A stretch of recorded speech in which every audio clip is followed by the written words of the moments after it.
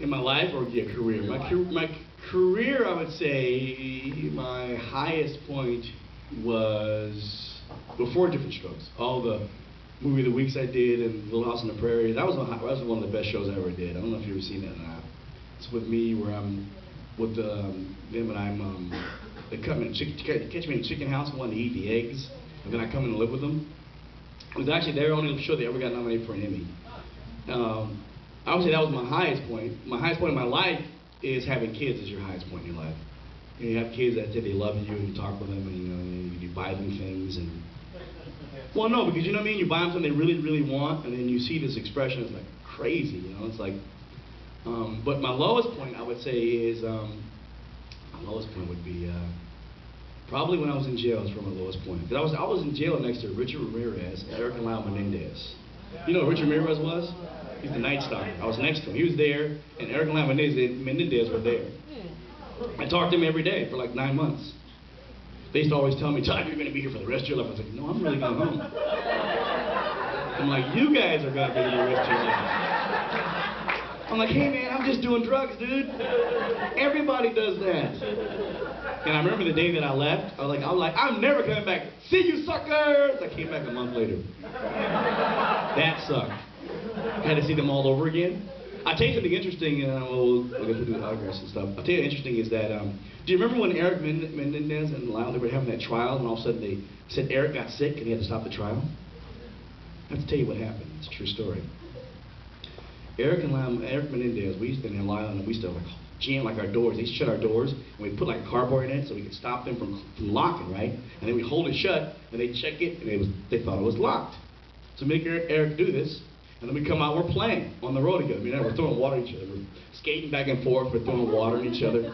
And Eric comes towards me, and I'm like, and I give him an elbow. He flies back and he hits his metal thing. He's like, ah! And he falls on the ground. And I'm like, oh man, what happened? I'm like, dude, go back inside, go back inside. So we go back inside and shut the doors. Sitting there, all of a sudden, Eric's just peeing blood. So they're like, they don't know what happened. And they're like, they come to me like, what happened? And all of a sudden they run the videotape back from the camera.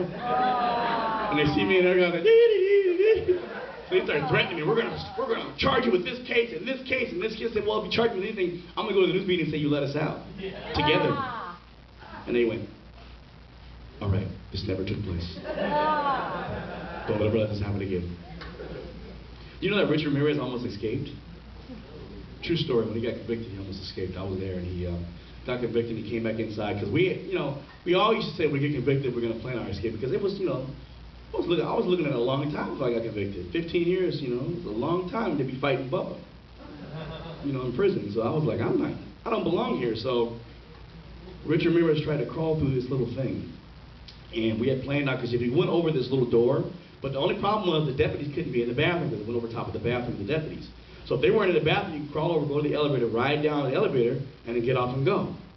So Richard Ramirez tried to use our plan that we talked about for many years, but he forgot there was a deputy going to the bathroom. And the deputy looks up, and also we hear runs around and catches Richard's last foot going in there. And they grabbed his foot down, and he didn't escape though. So, and I asked him, I said, if you had to do it all over again, what would you do different? And he goes, this time it wouldn't be old ladies. That's what he told me. That's a sick guy, isn't he? County jail, Mid Central. Why you want to go? I can teach you what it's like to be in jail. Come here, baby. Boy, you got a cute butt.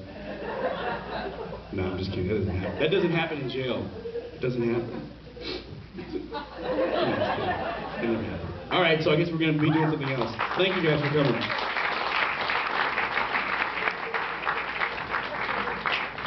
All right, so again, if you guys if you have any more questions or just want to hang out and say hi, please do.